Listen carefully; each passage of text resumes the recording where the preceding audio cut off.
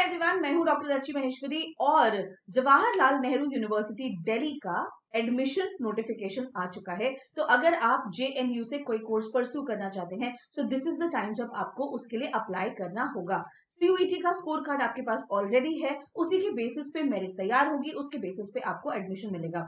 Now उस admission को पाने के लिए हमें क्या करना है वो मैं आपको इस वीडियो में बताऊंगी। देखिए, जेएनयू की जो एप्लीकेशन फॉर्म है, जो ऑनलाइन एप्लीकेशन फॉर्म भरनी है, वो ऑलरेडी स्टार्ट हो चुका था 27 सितंबर से। तो चांसेस आर कि आप ऑलरेडी फॉर्म भर चुके हैं। लेकिन अगर आपने अभी तक एप्लीकेशन फॉर्म नहीं भरा है तो कोई पैनिक करने की जरूरत नहीं है। हमारी लाइंस, हमारी नहीं, जेएनयू की लाइंस जो है they are open till the 12th October. आप 12th अक्टूबर तक रजिस्ट्रेशन कर सकते हैं, अप्लाई कर सकते हैं। कैसे करना है वो मैं आपको यहाँ इस वीडियो में स्टेप बाय स्टेप क्लैरिफाई करके बताऊंगी।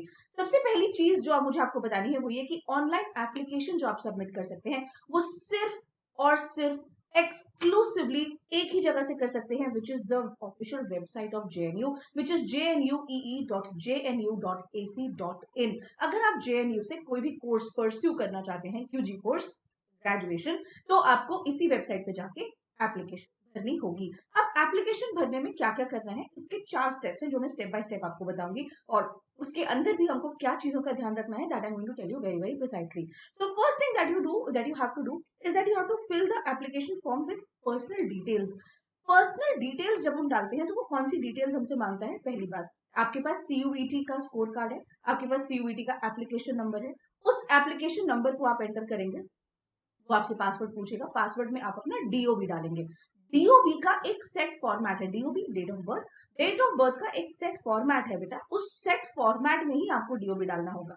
जैसे ही आप ये दोनों चीजें यानी कि सीयूईटी का एप्लीकेशन नंबर साथ में अपना डीओबी, जब आप दोनों चीजों को एंटर करेंगे तब आप उसकी ऑफिशियल वेबसाइट में तब आप अपने फॉर्म में एंटर हो जाएंगे। Now once you have logged in, इसको हम बोलेंगे लॉग इन करना। जब आप एक बार लॉग इन कर चुके हैं उसके बाद क्या होगा, उसके बाद वो सबसे पहली चीज आपको बोलेगा कि आप अपना एक पासवर्ड जेनरेट कीजिए।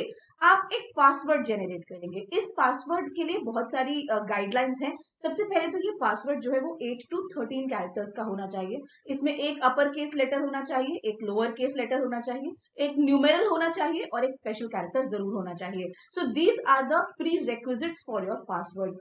बाई चांस अगर आप पासवर्ड भूल जाते हैं तो क्या होगा, तो मैं बताती हूँ। सबसे पहले आपने वो पासवर्ड बना लिया, ठीक है, उसके बाद आपसे एक सिक्योरिटी क्वेश्चन पूछेगा। उस सिक्योरिटी क्वेश्चन को और उसके आंसर को बहुत अच्छे से याद रखना, क्योंकि अगर आप बाई चांस अपना बनाया हुआ बहुत डिफिकल्ट वाला पासवर्ड भूल जाते हो तो इस सिक्योरिटी क्वेश्चन के जरिए ही आप उसको रिकवर कर पाओगे, अदरवाइज नहीं कर पाओगे। So password has to be remembered. मैं आपको एडवाइस करूंगी कहीं लिख के रख लें, ऐसी जगह जहां पे कोई आपका पासवर्ड देख ना पाए। So once you have written it, you do the security question. Now you are good to go. Now what will happen is that your application number is going to be generated. Further login के लिए जब भी आप further login करेंगे, जैसे मान लीजिए आपने थोड़ा फॉर्म आज भर दिया, बाकी का आप नहीं भर पा रहे, कुछ इन्फॉर्मेशन आपको कहीं से इकट्ठा करना है, तो आप कल फिर से लॉगिन करेंगे। तो जब आप फर्दर लॉगिन करेंगे उसके लिए आपको 2 चीजें चाहिए। First is going to be your application number और दूसरा जो आपने पासवर्ड क्रिएट किया है वो।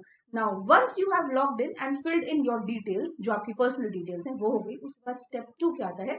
Now step 2 is going to be your qualification details. So what ever it keeps asking you, आपके 12th में कितने मार्क्स आए, आपके 10th में कितने मार्क्स आए, मार्कशीट में कितने हैं, इस सब्जेक्ट में कितने हैं, इस सब्जेक्ट में कितने हैं, सारी क्वालिफिकेशन डिटेल्स जो है वो आप स्टेप 2 में फिल करेंगे। Third step is going to be uploading the scanned images of photograph and signature. अब ये जो फोटो और सिग्नेचर है ना, इसकी प्री रेक्विजिट्स बहुत सॉलिड है, बहुत स्ट्रॉन्ग है, इसलिए ध्यान से करना, पहले से तैयार करके रखना। इसीलिए पहले से बता रही हूँ कि कैसे एप्लीकेशन फॉर्म भरना है। आपको एक फोटो अपनी निकाल के रखनी है, स्कैन करके रखनी है, जिसका साइज होना चाहिए स्पेसिफिकली 10 to 200 KB। अगर इससे बड़ी फोटो होगी तो वो एक्सेप्ट नहीं करेगा। इसी रेंज में आप अपनी फोटो स्कैन करके रेडी रखें। दूसरा, जो आपका सिग्नेचर स्कैन होगा, उस सिग्नेचर स्कैन की फोटो का जो साइज होगा that is going to be 4 KB to 30 KB। इससे बड़ा अगर आप साइज लेंगे तो वो एक्सेप्ट नहीं करेगा। तो ये दोनों को, यानी आपकी स्कैन्ड फोटो, आपकी खुद की फोटो, साथ में आपके सिग्नेचर की फोटो, दोनों को सेट लिमिट्स में ऑलरेडी बना के रखें, फाइल बना के रखें, ताकि जब आप ऑनलाइन एप्लीकेशन फॉर्म भर रहे हैं तो आपको डायरेक्टली उसको अपने कंप्यूटर से अपलोड कर पाए, तो उसको बना करके रखिएगा। Now comes the last and least, which is last but not the least I should say, is going to be the payment of fee. Fee payment जो है इसका बहुत फी ऑफ कोर्स जेएनयू की इट इज क्वाइट लेस, लेकिन it is going to be different for different categories. So जैसा मैंने यहाँ पे आपके लिए लिख दिया है कि general, EWS and OBC. EWS is the economically backward section, economically weaker section जो होता है, sorry. So economically weaker section and other backward class, तो इनकी जो एप्लीकेशन फी होगी that is 250 rupees plus GST. SC, ST और PWD के लिए जो होगी यानी कि फिजिकली डिसेबल्ड, उनकी होगी ₹100 प्लस जीएसटी। और फॉरेन नेशनल अगर आप हैं और आप जेएनयू में पढ़ना चाहते हैं तो it is going to be 2392 plus GST. So this is going to be the fee structure. So ये है स्टेप बाय स्टेप आपका पूरा प्रोसेस जिससे आपको अपना एप्लीकेशन फॉर्म भरना है। इसके अलावा अगर आपकी कोई क्वेरीज हैं या कोई डाउट्स हैं तो please write them in the comment box below. We will be more than happy to answer. Thank you.